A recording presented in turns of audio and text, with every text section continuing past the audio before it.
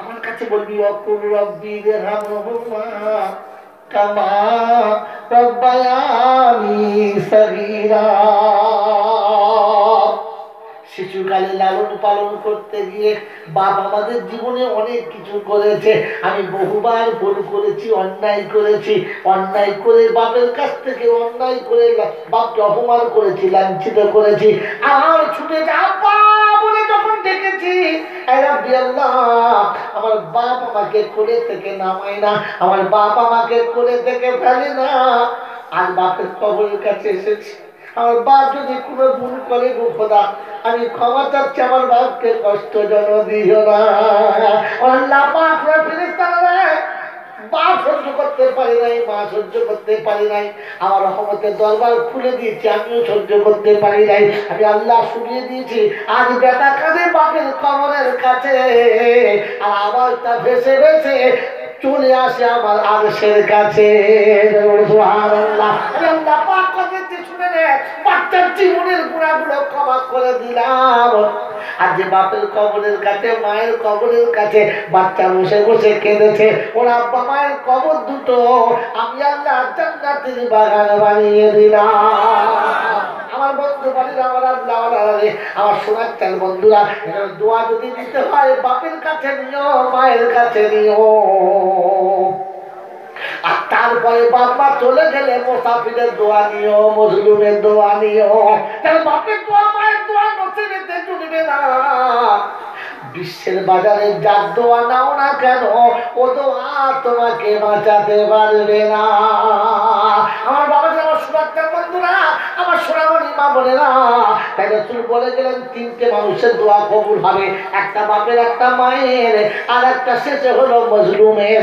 রাসূল বললে আর একটা কথা বলে আপনি শুনে এখানে উম্মতে গর ইদা মাতা ইবনে আদম ইনকাতা আমালহু ইল্লা মিন সালাসা সাদাকাতিন জারিয়া ইলমিন ইয়ানতাফিউ বিহা আও ওয়ালাদিন সালিহিন ইয়াদউ লাহু।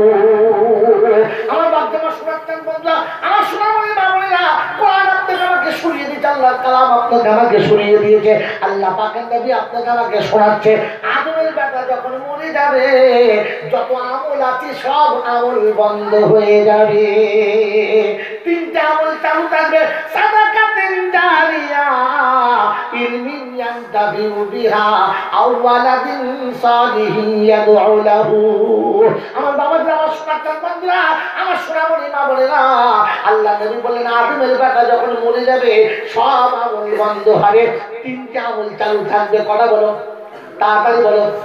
কথাটা কার? মুস্তাফা। কথাটা কার? মুস্তাফা। আল্লাহ নবী শোনাচ্ছে তিনটা আমল চালু থাকবে। একটা হলো সন্তান যদি দোয়া করে বাপের কবরে কাজ হবে। কার দোয়া বলো, তাড়াতাড়ি বলো, জোরে বলো, সকলে কার দোয়া? তো নবী বললেন বেটাকে দিয়ে দোয়া করো, কাজ হবে। আর আমার দেশের মৌলবীরা বললো অমুক জায়গার মৌলবী আন দোয়া করলে তোর বাপ বেঁচে যাবে। এমন খোঁজা মেরে আর কতদিন মানুষকে ঠকিয়ে খাবে। আল্লাহ নবী বলছে ছেলেকে দিয়ে দোয়া করাও, ছেলে দোয়া খোদার দরবারে কাজ হবে। আর আপনাকে আমাকে মৌলবীরা বলেছে 4 দিনের মিলাদ দিতে তোর বাপকে দিয়ে যাবে। এমন ঠকবাজি করে আর কতদিন খাবে? ওই বাবাজিরা, সোনারালারা, রাসূলুল্লাহ বেটাকে দিয়ে দোয়া করা। এই গোটা পাড়ার লোকেরা ডেকে চলে আসে, সামনে হাতে দিবে না। কাকে দিয়েছে বাপ, কারা করা মুচি বাউরি বাউরি সবাইকে দিয়েছে। বাপের জানা যায় এত লোক দেখে মাথা এত লোক চারটে চাল খানা বলবে বাপের খানা হচ্ছে। এত লোক বাপের জানা যায়, নিশ্চিত তোমার জান্নাতি। এরা যদি আশা করো ঠকে গেছো, ভুল করেছো, শুনে নাও, জানা যায় লোক বেশি হলে লোকটা জান্নাতি, তাহলে কম হলে লোকটা জান্নাতি নয়। ওই বোনের কথাটা বলেন তো, বেশি কার কত লোক হয়েছে বলতে পারবেন না, কিন্তু সব থেকে জানা যায় লোক কার সব থেকে কম হয়েছে। কার জানা যায় সব থেকে বেশি লোক কম হয়েছে?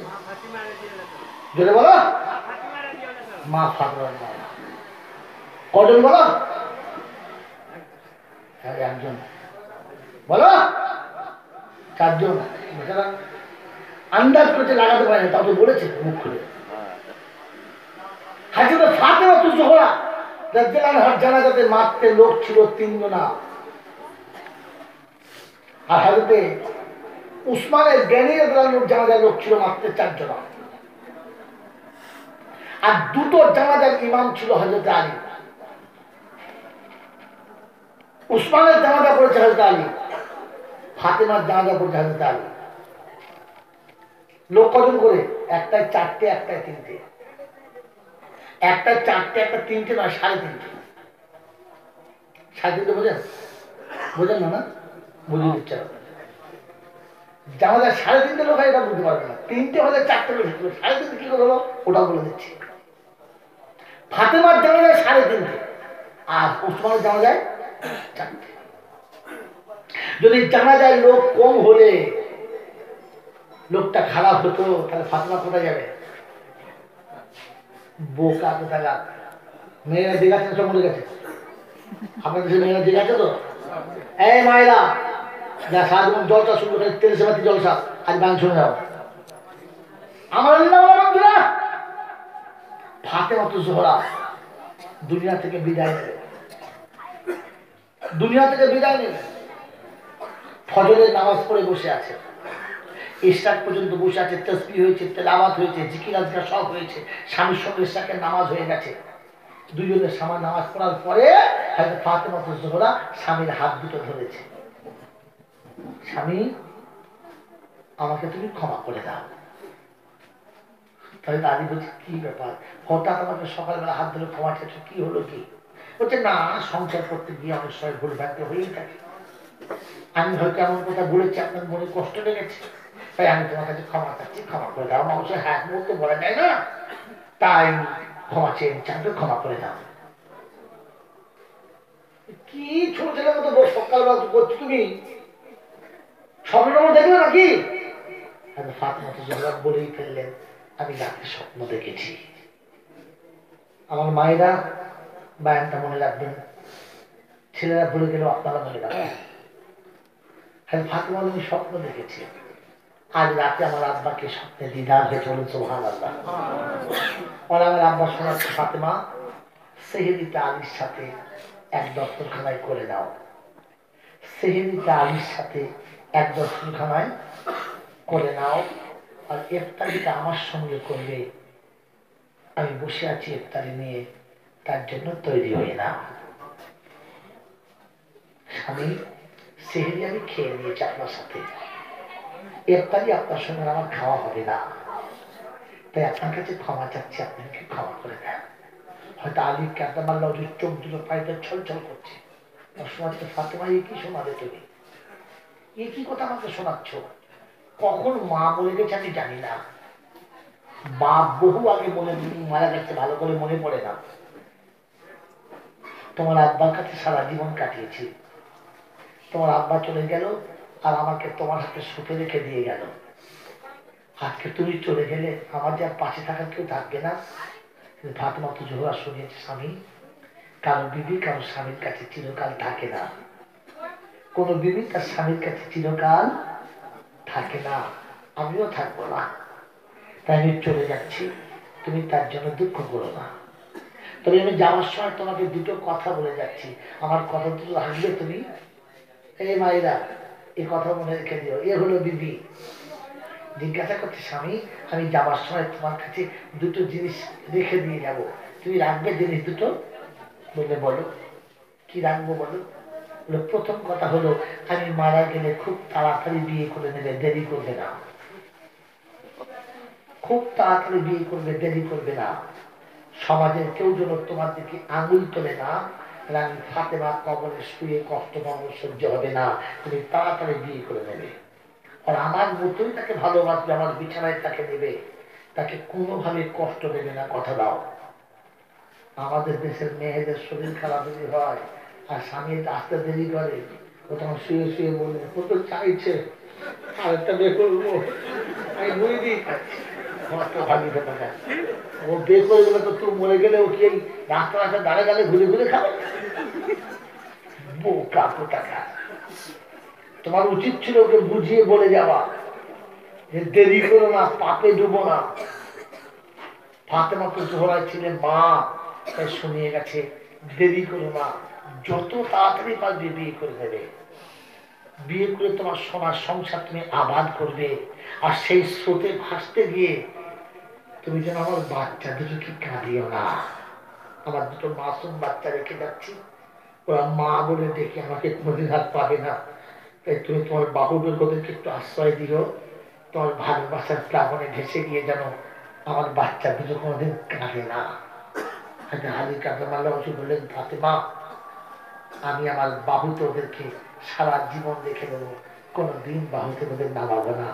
আমি হোসাইনকে কাঁদাবো তোমার মনে হয়, আমি হাসানকে কাঁদাবো তোমার মনে হয় যে হাসান আর হোসাইন পৃথিবীতে যাওয়ার সময় একজন বিষের আঘাতে চলে গেল, একজন তীরের আঘাতে, তরবারের আঘাতে চলে গেল।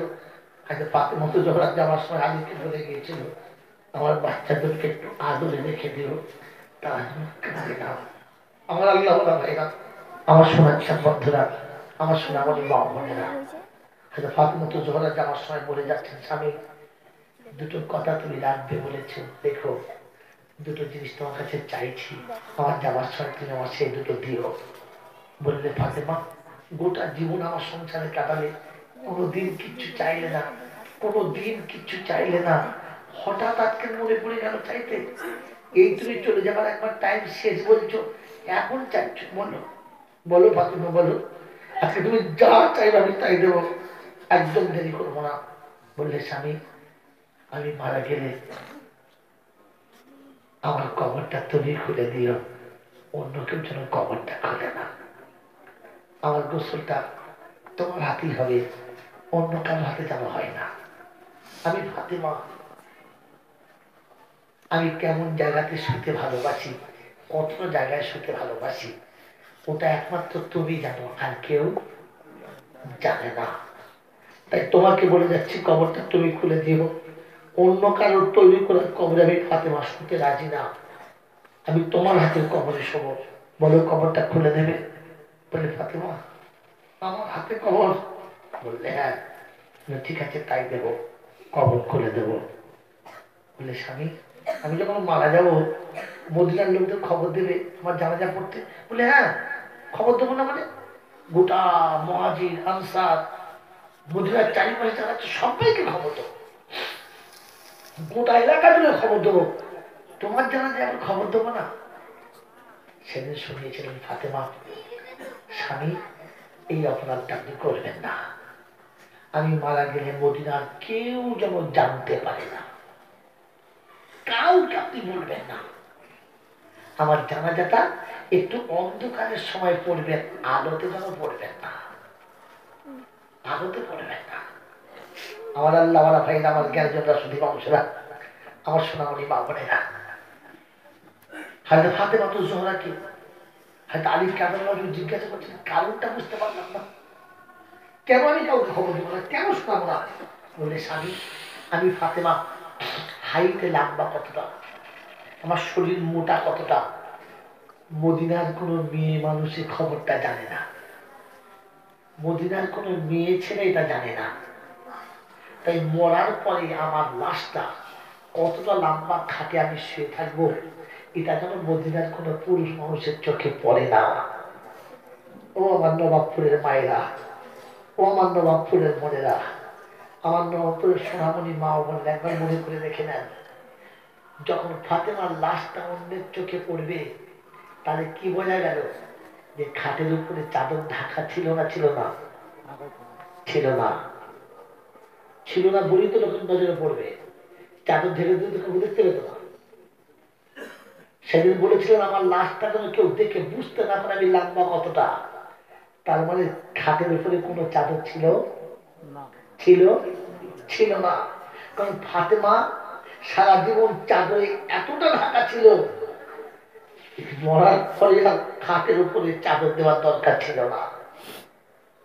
আপনার আমার মা আজকে মারা গেছে, খাটের উপরে 3টে চাদর দিয়ে দিয়েছে।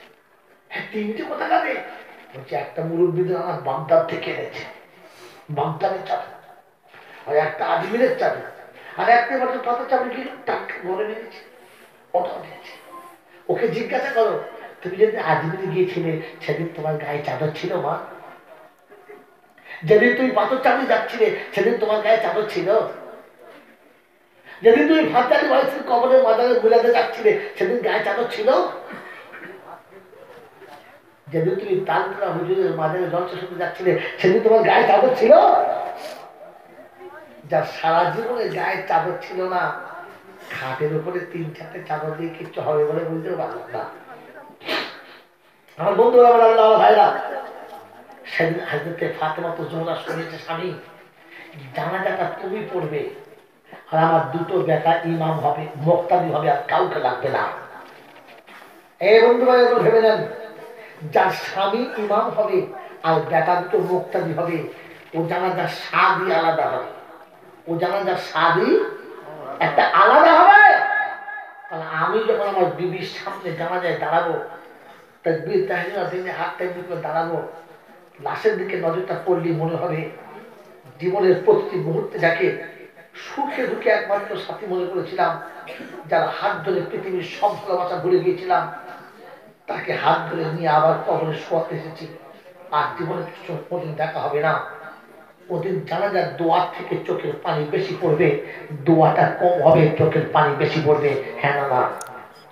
যার মায়ের লাশ সামনে হবে আর বেটার পিছনে মুক্তাদি হবে, বাপের সাথে দোয়া বলার আগে বেটার পরিবারের ভিতরে আগুনটা বেশি জ্বলে যাবে। আর সে আদিম থেকে ফেরেশতারা এসে জানাজায় শরীর হবে।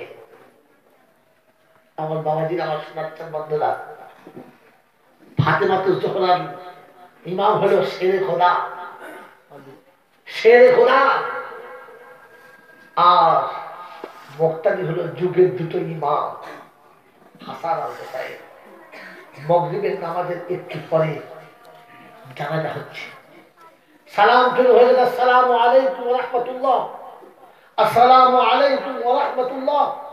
তো দরজার কাছে আওয়াজ আসছে, আসসালামু আলাইকুম ওয়া রাহমাতুল্লাহ। হাজরত আলী দরজা খুলে দেখে আবু জার গেফারি। কি খবর ভাই?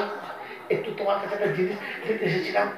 বলে এসো এসো, আল্লাহ তোমাকে মেহমান পাঠিয়েছে ফাতেমার কাছে, এসো এসো। বলেছিলাম 3.5 জন, 3 জন জানাজাতে আর খাটে এসে আধ খালা। কজন হলো?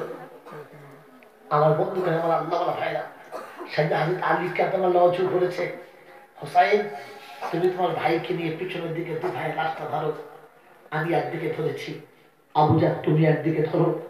ফাতেমা চলে যাবে, ফাতেমা বিদায় নেবে, চলো আমরা বিদায় দিয়ে আসি। ফাতেমার আজকে তার যাওয়ার সফরের ডেট হয়ে গেছে, তাকে আমরা চাকরি দিয়ে আসি, চলো। আমার বন্ধুরা আমাদের আত্মীয় সঙ্গে জানবো চাকরি দিতে যাই। সেদিন ফাতেমাকে নিয়ে 4 জনে চলেছে। লাশটা কবরের কাছে যখন নামিয়ে দিয়েছে, আবু জার গেফারি আড়ালে সরে গেছে, যেহেতু মেয়ে ছেলের লাশ তাই একটু সরে গেলেন। হয়তো আলীর মনে পড়ে গেছে, ফাতেমা বলে গিয়েছিল স্বামী কবরে যখন শোয়াবে তুমি কোলে কোলে শোয়াবে, আর কেউ যেন আমাকে কোলে কোলে শোয়ায় না, কারণ জীবনে একবার তোমার কোলে চেপেছি, আর একবার তোমাকে কোলে চেপে কবরে শুয়ে পড়বো, আর কারোর করে আমি চাপতে চাই না। হয়তো ফাতেমা জোহরা খাটের উপরে রয়েছেন, হাসান একদিকে হোসাইন একদিকে ধরেছে। আলী কবরের নিচে নেমে হাত বাড়িয়ে দিয়ে মজা করে 2 হাতে করে করে তুলে নিয়ে অন্ধকার কবরের করে শুয়ে দিয়ে ভেতরের মাদুরগুলো খুলে দিয়ে মুখটা খুলেছে, সালাম দিয়ে বলেছিল ফাতেমা তুমি তো তোমার সব বলে চলে গেলে, আমাকে বলার সুযোগ দিলে না, তাই তোমাকে যাওয়ার সময় বলে দিচ্ছি একটা কথা, তুমি যেন আমার কোনো অভিযোগ তোমার আব্বার কাছে গিয়ে বলে দিও না। আমি জীবনে তোমাকে ভালো পোশাক কিনে দিতে পারি নাই, আমি জীবনে তোমাকে দুটো ভালো করে খাওয়াতে পারি নাই, এই সংসারের অভাবের কথা যেন তুমি তোমার আব্বাকে বলে দিও না। যে পোশাকটা পরে তুমি বিয়ে দিন আমার সঙ্গে এসেছিলে, প্রথম সন্তানের মা হয়ে সেই পোশাকটাই পরেছো, দ্বিতীয় সন্তানের মা হয়েছে একটাই পোশাক পরেছো, আমি আলী তোমাকে একটা ভালো কাপড় কিন্তু জীবনে পারলাম না। এই দুঃখের কথাটা তুমি যেন তোমার আব্বার কাছে গিয়ে বলে দিও না। আমি আলী কিয়ামতের ময়দানে মুখ দেখাতে পারবো না, এটা তোমার কাছে ক্ষমা চেয়ে নিলাম, তুমি আমাকে ক্ষমা করে দিও, তোমার আব্বার কাছে বলে দিও না। আমার বন্ধুরা, আমার আল্লাহ ভাইরা, আমার শোনাচ্ছেন বন্ধুরা, আল্লাহ নবী সাল্লাল্লাহু তাআলা আলাইহি ওয়াসাল্লাম এই বেটি পৃথিবীতে রেখে গেছেন, যে ব্যক্তি পৃথিবীতে দেখিয়ে গেছে যে জান্নাতে রানী হয়ে যাওয়ার সময়তে দুটো বাচ্চা রেখে গেছে। তো আল্লাহ পাক যেমন চাইছে, নবী পাক যেমন চাইছে, এমন স্বামী পৃথিবীতে গেছে। যেমন স্বামী থাকার কথা ছিল, স্বামী জানাজা পড়ে বিবিকে কবর দিয়ে চলে এসেছে, আর দুটো বাচ্চাকে ইমাম বানিয়ে রেখে চলে গেছে। আমার বন্ধু, আমার আল্লাহ ভাইরা, আমার সোনামণি মা বোনেরা, যদি আপনি আর আমি মনে মনে করি যে আল্লাহ নবীর হাদিস সত্য, নবীর কথা ঠিক, তাহলে পৃথিবীতে যাওয়ার আগে আল্লাহ রাসূল বলেছেন যোগ্য সন্তান দেখে যান, যে সন্তান তোমার জন্য দোয়া করবে। আর কারোর উপর ভরসা করো না। বিশ্বের যেখানে ভরসা করছো ভুল করছো। রাসূল তোমাকে ভরসা করতে বলেছিল তো সন্তানের উপরে। তোমার সন্তানকে কোরআন পাঠে বেলা বানিয়ে যাও। সকালবেলা বাপ দুনিয়া থেকে চলে গেছে, বেটা সকালে ঘুম থেকে উঠে ওযু করে কোরআনের পাতা খুলবে, পড়বে বিসমিল্লাহির রাহমানির রহিম, ইয়াসিন ওয়াল কুরআনিল হাকীম।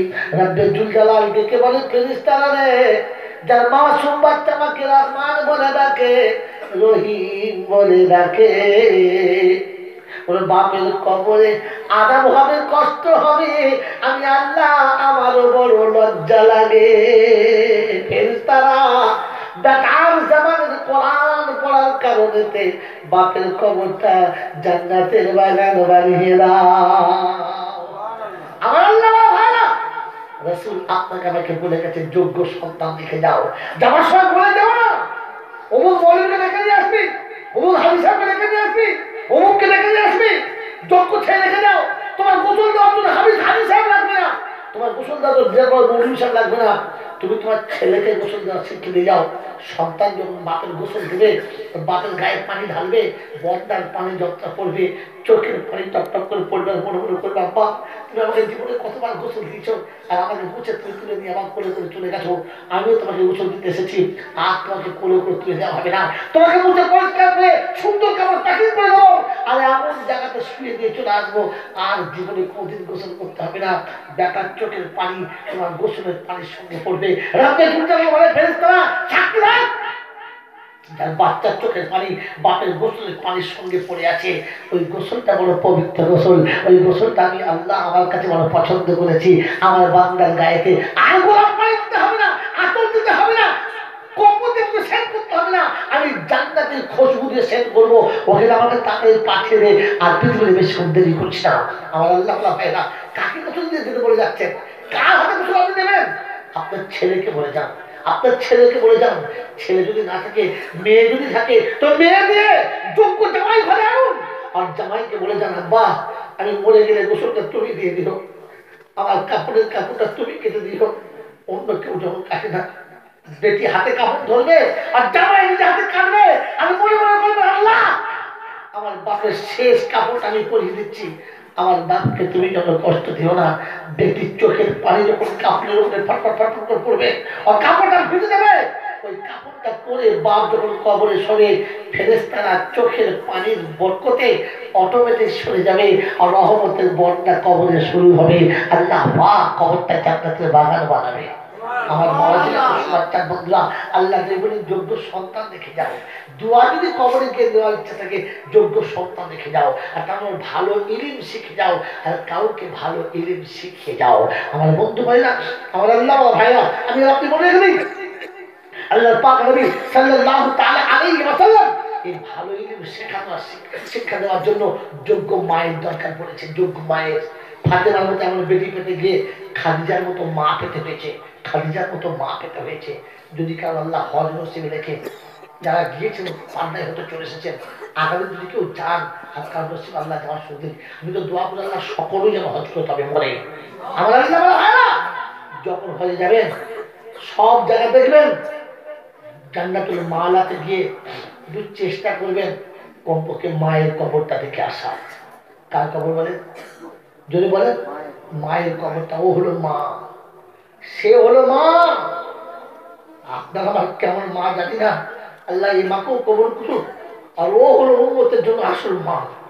আমার আল্লাহ আমার ভাইরা, আল্লাহ পাক নবী সাল্লাল্লাহু তাআলা আলাইহি ওয়াসাল্লাম উম্মতের জন্য গায়ে হেরাতে বসে কেঁদেছে। সংসারের খবরটা একবার কখনো দেখে নাই। সপ্তাহ চলে গেছে, মাস চলে গেছে, রাসূল গায়ে হেরাতে একাই বসে আছে। আম্মা জান খাদিজা পৃথিবীর যার সম্পদের অঢেল সম্পদ, মক্কায় বিশিষ্ট ধৈর্য যে একজন ধনী, তিনি একবেলা খেয়েছেন, একবেলা খান নাই। স্বামীর জন্য খাবার তৈরি করে দুর্গম পথে একটা পাড়ি দিয়েছে। যারা হজের কাছে জিজ্ঞাসা করলেন, যেখানে গাড়ি হেরায় নবী বসে আল্লাহ ধ্যানে বসে থাকতেন, আজও হাজিরা সেখানে গিয়ে 2 রাকাত নামাজ পড়ে আসে। আমার আল্লাহ বলে ভাইরা, আমার জ্ঞান মুসলিমরা, কোন জোয়ান কোন যুবক হিম্মত নেই যে একসাথে বলবে জানাটা, তাকে রাস্তায় দৌড় দিতে হবে, কাল গান চলে যাবে চাপতে। তবু তার 1400 বছর মানুষ চলে চলে রাস্তা হয়ে গেছে। আমার তো সেদিন মনে পড়েছিল ওই রাস্তায় চলার সময়তে, ওগো মা, আজকে লক্ষ লক্ষ মানুষের সঙ্গে উঠছি, তবু সাহসে কুলাচ্ছে না। সেদিন তুমি একলা কি করে পাহাড়টা ভেঙেছিলে?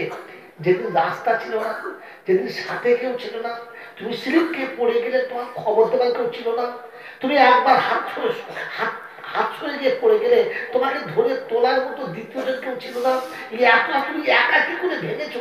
তার গ্রহণ করছে আল্লাহ নবী সাল্লাল্লাহু আলাইহি ওয়াসাল্লাম গায়ে হেরাতে বসে আছেন। আমাদের খাদিজা খাবারটা নিয়ে পা পা পা পা করে চলেছে। পাথরের উপরে উত্তপ্ত পাথর রোদের তাপে লাল হয়ে গেছে, এমনি কাঁচা পা দিয়ে পুড়ে যাবার মতো অবস্থা। আমাদের খাদিজা পা পা পা পা করে চলেছে, হঠাৎ পাথরের উপরে স্লিপ করে গেছে, আর পাটা যেমনি সরে গেছে, অন্য পাথরের কিনা লেগেছে, পায়ের তলা দিয়ে চামড়া ছেড়ে চলে গেছে, রক্ত কলকল করে ঝরে চলেছে। আমাদের খাদিজা আরেকটা পাথরের কোণ ধরে নিজেকে সামালে নিয়ে চলেছে। রক্তের ছাপ পাথরের গায়ে, পাহাড়ের গায়ে পড়তে পড়তে চলেছে, আর আমাদের খাদিজা পাথরের ছাপে রক্ত রেখে দিয়ে হাঁটতে হাঁটতে চলেছে। আল্লাহ পাকের দৃশ্যটা, এই ছাপ পড়ে যাওয়াটা বড় পছন্দ হয়েছে। তখনও খাদিজার মুখেতে কষ্টের কোনো আশা উঠে নাই, হাসি মুখে চলেছে আগের দিকেতে। আল্লাহ পাক বলেন, আমার নবীর প্রেমে পাগল হয়ে রক্ত ঝরিয়েছে, পা পুড়িয়েছে, তবু খাদিজার মুখে কষ্টের কোনো আশা আসলো না। আল্লাহ পাক সেটা সহ্য করতে পারলেন না, বলেন জিবরাইল যা যা তাড়াতাড়ি যা, আমার হাবিবকে গিয়ে বলে আয়, আমার আল্লাহ বড় খুশি হয়ে খাদিজাকে সালাম শুনিয়ে দিয়েছে, তুমি খাদিজাকে আমার সালামটা বলে দিও। আমার বন্ধু ভাইরা, আমার আল্লাহ, আমার ভাইরা, আমরা জানি খাদিজা বহু কষ্টের পাথরটাকে পার করে আল্লাহ রাসূলের কাছে গিয়ে সালাম দিলেন। আল্লাহ নবী সালামের জবাব দিলেন আর বললেন, খাদিজা আমার জন্য খাবার এনেছো? বললে হ্যাঁ। বলে খাবার পরে খাবো, রেখে দাও, আগে একটা ভালো খবর শোনাচ্ছি, শুনে নাও। আল্লাহ নবী সাল্লাল্লাহু যেই বলেছে ভালো খবর, আমাদের খাদিজা উদ্গ্রীব ছিলেন শোনার জন্য। কি খবর বলেন?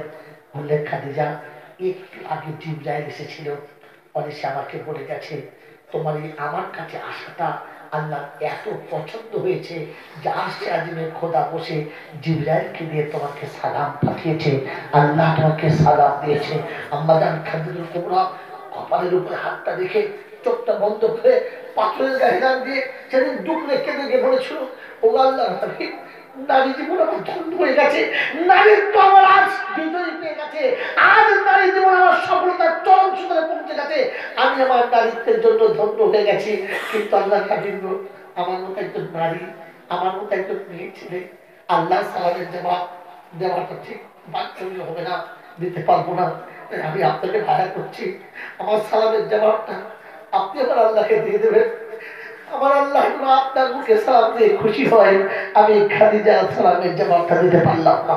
আমার আল্লাহ বলা হয় না, আমার শুভেচ্ছা বন্ধুরা, আজও হজে গিয়ে জান্নাতুল মালাতে গিয়ে আমাদের খাদিজার কবরের কাছে দাঁড়ালে মনে হয় যেন মায়ের কবরটা একটু আগে কে দিয়ে চলে গেছে, এখন যেন মাটিগুলো কাঁচা কাঁচা দাগ হয়ে গেছে।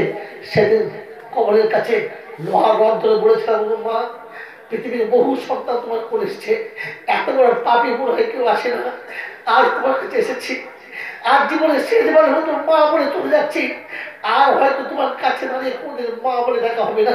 আমার আল্লাহ ভাইরা, আমার সোনার বন্ধুরা, আমার সোনামণি মা বোনেরা, সন্তান পৃথিবীর সব দুঃখ ভুলে গিয়ে মায়ের কোলে গেলে যতটা শান্তি পায়, কসম খোদার মধ্যে কোনো উম্মত যদি খাদিজার কবরের কাছে দাঁড়ায় তার থেকেও বেশি শান্তি পায়।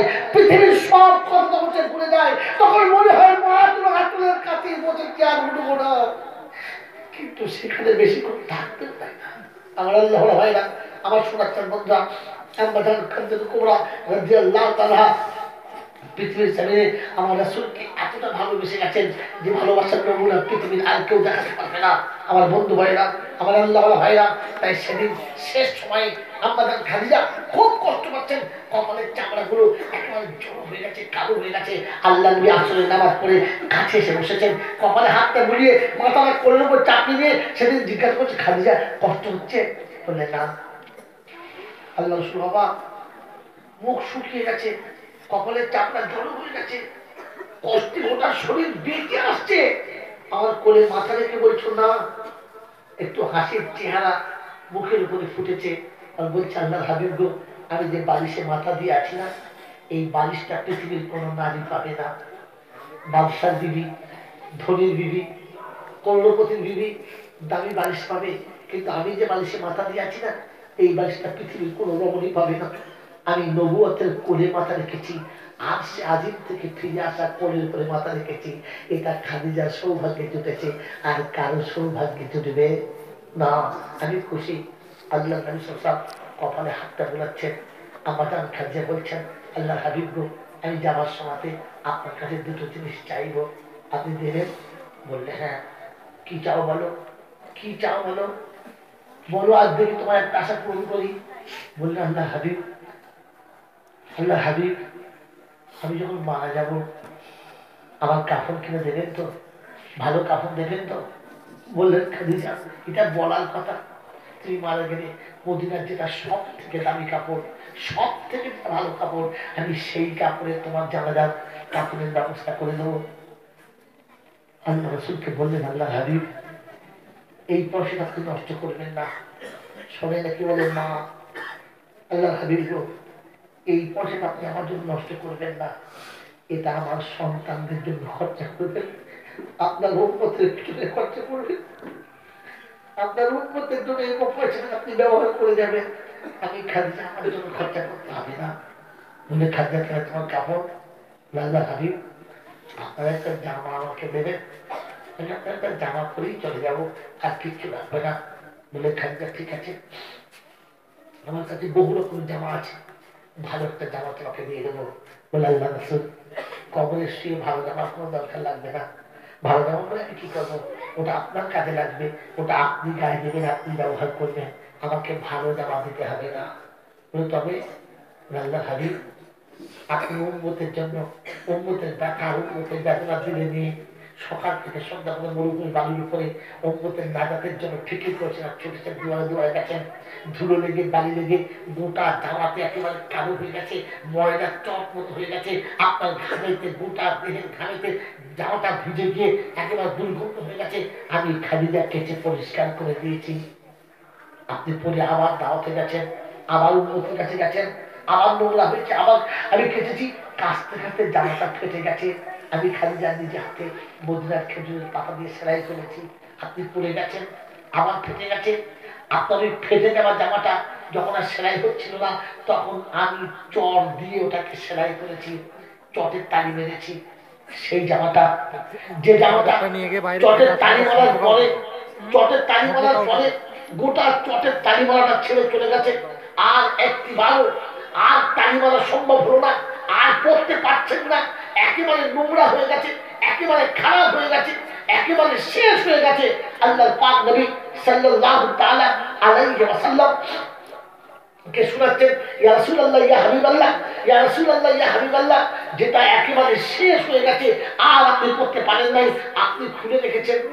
আমি সেই জামাটা কেচে একেবারে ভাঁজ করে সুন্দর করে রেখে দিয়েছি।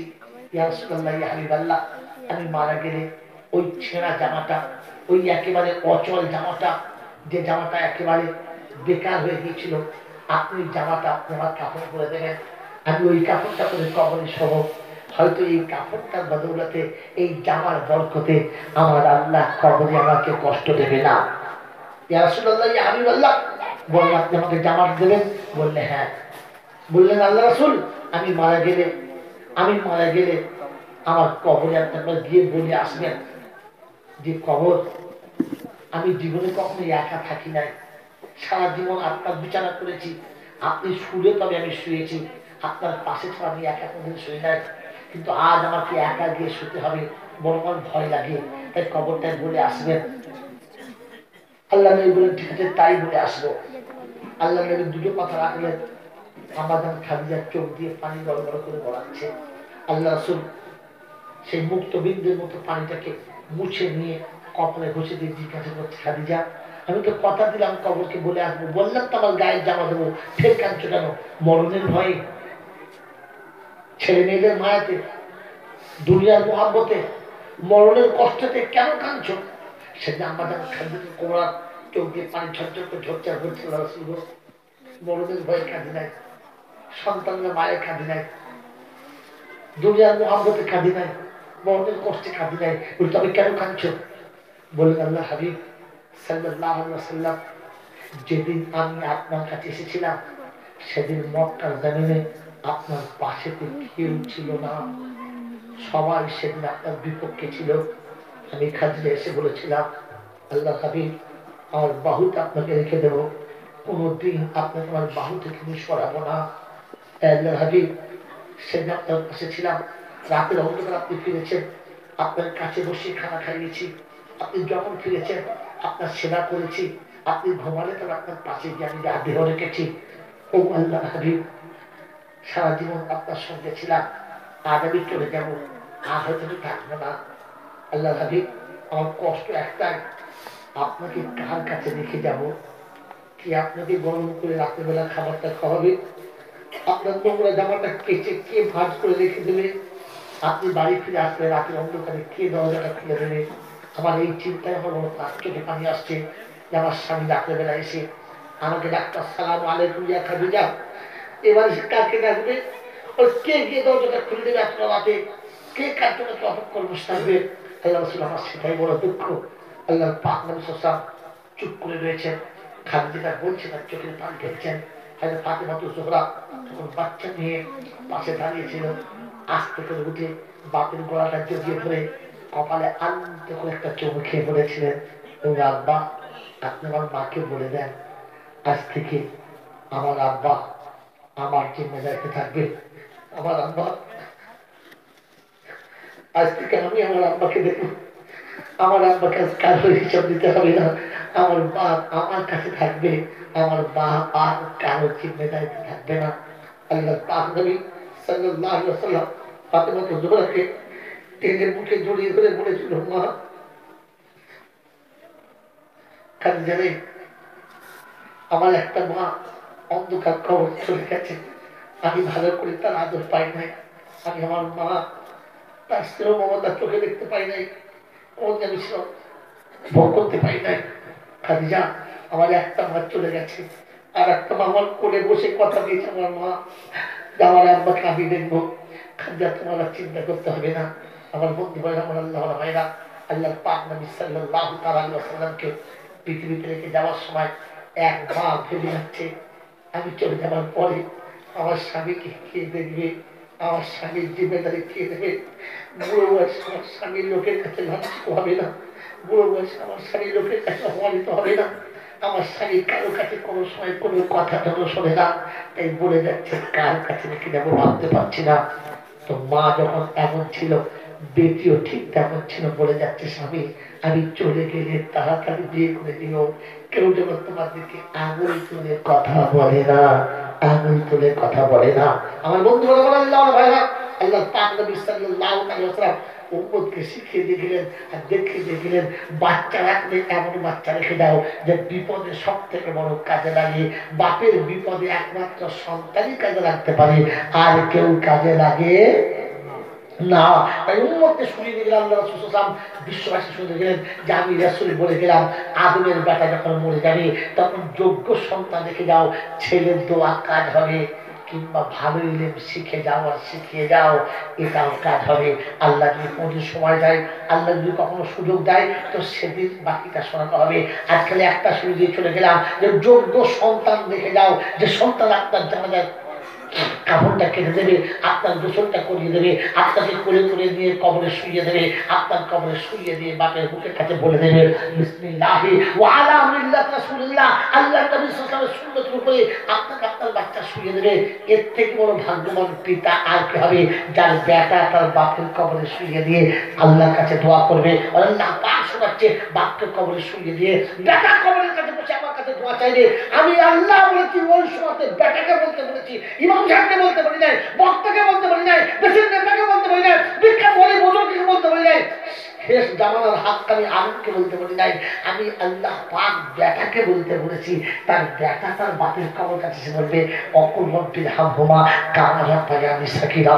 আমার জলসা দিনওয়ালা যুবক বন্ধুরা তোমাদের কাছে বলে গেলাম, নামাজ ছেড়ে দিয়ে অন্ধকার কবরে শান্তি পাবো আশা করো না। এই জলসা, এই মিলাদ, এই ওয়াজ, এই নসিহত, এই বায়ান, বক্তৃতা, সমস্ত কাজ তখন হবে যখন আপনি আল্লাহর ঘরে গিয়ে সেটায় মাথা নামাবেন আর আল্লাহর কাছে গিয়ে কাঁদেন আর বলবেন আল্লাহ যা করেছি তার জীবনে আনার তৌফিক দাও, আর জীবন আল্লাহর কাছে দোয়া চেয়ে দাও। এরপর আল্লাহ পৃথিবী থেকে যাওয়ার আগে যেন মুসলমান হয়ে যেতে পারি, আর যাওয়ার সময় যোগ্য সন্তান দেখে যেতে পারি, যে বাপের জন্য দোয়া করবে, যে মায়ের জন্য দোয়া করবে।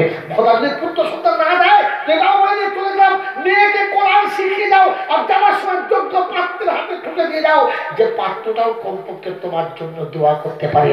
সন্তানের জায়গাতে জামাই দোয়া করবে, আল্লাহকে দরবারে এটাও মকবুল। আমার বলতে পারে আমার আল্লাহ ভাইরা, আমার শোনাচ্ছেন বন্ধুরা, যাদের শুধু মেয়ে থেকে গেছে, পুত্র সন্তান নেই, দুঃখ নেবেন না। আপনি একটা জায়গাতে এখনো মজবুত আছেন, আপনার কোলে একটা কন্যা রয়ে গেছে, আর কোনো কন্যা নেই, আপনার কোলে একটি কন্যা রয়ে গেছে, আর কোনো পুত্র নেই। আপনি ভেবে নিন না, আপনার দলে এখন আল্লাহ রাসূল রয়েছে, যার দলে আর কেউ নেই, এখন আল্লাহ রাসূল তার দলে রয়েছে। আল্লাহ রাসূলের সব দুনিয়া থেকে আগেই চলে গেছে, কন্যাগুলো আগেই চলে গেছে। একটি মাত্র কন্যা রেখেছে ফাতেমা জোহরা। আপনি আপনার বেটিকে ফাতেমার মতো বানিয়ে দেন, তাকে পর্দায় থাকা শিখিয়ে দেন, তাকে কোরআন তুলে দেন, তাকে স্বামীর মানা শিখিয়ে দেন, আর তাকে বলে দেন যে ফাতেমা তোমার জান্নাত কিন্তু তোমার স্বামীর পায়ের তলাতে। আমি বাপ নবী ইয়ার সাথে বসে থেকো না, তোমার বেটিকে তুমি শিখিয়ে দাও, বাপের উপর গর্ব করো না, দেশের উপর গর্ব করো না, স্বামীর পায়ের তলাতে জীবন কাটিয়ে দাও, আর দুনিয়া থেকে যাওয়ার সময় পর্দার সাথে ঈমান নিয়ে কবরে যাও। আল্লাহ পাক আপনাকে আমাকে আমল করার তৌফিক দান করুন। সকলে বলি আল্লাহুম্মা আমিন ওয়া আখিরু দাওয়ানা আনিল হামদুলিল্লাহি রাব্বিল আলামিন। ওটা আপনি বলবেন, আপনি একই কথা বলুন, আপনি যেটা বলবেন ওটা আপনি 2 মিনিট বলুন, 2 মিনিট বলে করবেন, অসুবিধা নেই। আমার বাবা ছিল আমার সচেতন, আমার আল্লাহ আমার ভাইরা, আল্লাহ দরবারে আমরা সকলে মিলে অবশ্যই দোয়া করবো। আল্লাহ যেন আমাদের সকলকে নেক পথে, সহি পথে থাকা এবং চলার তৌফিক দান করেন। সকলে বলে আল্লাহুম্মা আমিন ওয়া আখিরু দাওয়ানা আনিল হামদুলিল্লাহি রাব্বিল আলামিন। खुश रहो ऐ अहले चमन, अब हमारा